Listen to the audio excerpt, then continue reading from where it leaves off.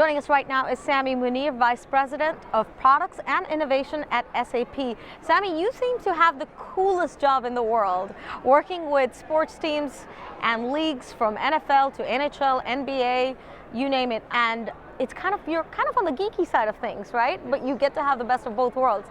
Give us a sense of what a day in your life is like. What I've realized is analytics can essentially change sports altogether. We're just scratching the surface. A day in the life is essentially working with scouts and coaches on a daily basis, understanding how data can not only transform the way they look at their teams, but elevate the game itself. And it is becoming increasingly important. I mean, baseball is one of those very intuitive type of games where scouting especially takes place almost in a cultish fashion, if you would. But I think with NHL and NFL and NBA, I think these are leagues that have taken data very seriously and the new age of data analytics and insight very seriously. And we're starting to see more and more leagues and teams actually allocating parts of their budget towards data analytics. How are you seeing the landscape change? Are you seeing leagues and teams making active decisions to make this happen? Or is there still a little bit of push left to do in terms of getting them on board? I think the biggest change in the sports industry has been the one profession, the stats guy. And that's because the stats guy helped translate the value of stats to the scouts and coaches. For the longest time, there was research done in the industry, but they never internalized it. So now that they understand the value of what analytics can do, sports teams are going into it, but slowly and gradually, because a lot of these teams are still trying to understand what it actually means. It's not that the statistics and analysis is not there. It's whether the coaches and scouts actually understand the implications of this and internalize this to counteract their own biases. Now, what do you think is the biggest barrier in getting them to sort of make this leap of faith? Obviously, here in Silicon Valley, we kind of live in our own bubble of utopia where, all this information, this data, all this latest technology, the insight, the intel is available to us at our fingertips. Yet, when you go and talk to these teams, and you're talking, teams with millions and billions of dollars of budgets and leagues, but they are, again, regulated or run by coaches or people in charge that may not necessarily be fascinated by data analytics. So how do you bridge that gap? They actually see the value of analytics. They understand it, they're getting it, but there's a big discrepancy among the teams. Now, to answer your question as to why it's taking time, you have to understand how the industry evolves. The coaches and scouts essentially have played on the field before, they were ex-players, or they come in as interns who then get groomed in a certain way. So what happens is they calcify assumptions and biases over many years. What they really trust are their eyes. So they watch film and they trust how the player is going to evolve. They can go with the gut and intuition. Data, they're not very comfortable with because they've never been grown up with that.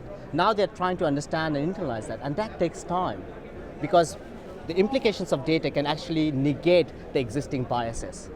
But they have to understand and internalize it, how and what does that mean, and that takes time.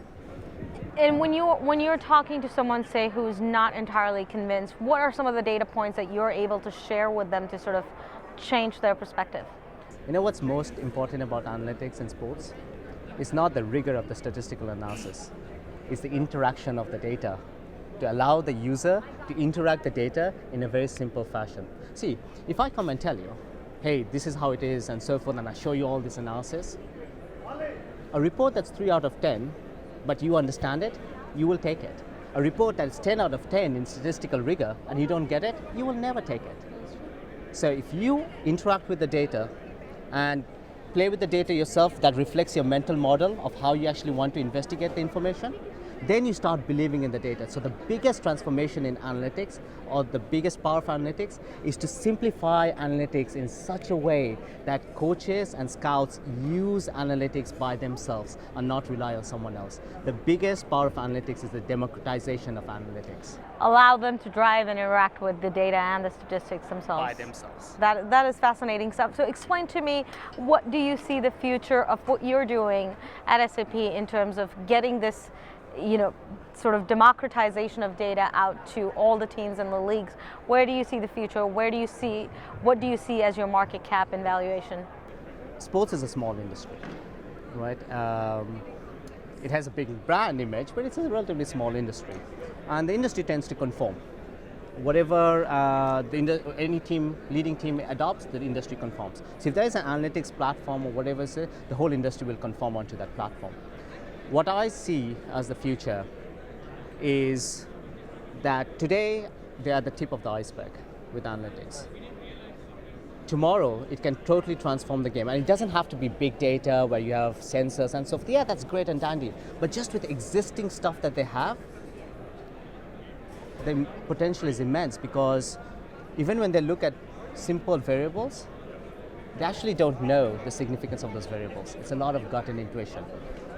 It will change the game of football or basketball or so forth just by looking at existing stuff. Forget about big data coming in. That is the real potential. It will change the game. I need to ask you one last question before I let you go. Do you have some data insights on whether the Golden State Warriors are going to win the championship against this year or not? Well, there's data and there's hope. For that question, I rely more on hope and optimism. They are going to win. There we go. Well, on that note, thank you so much, Sami Muneer with SAP.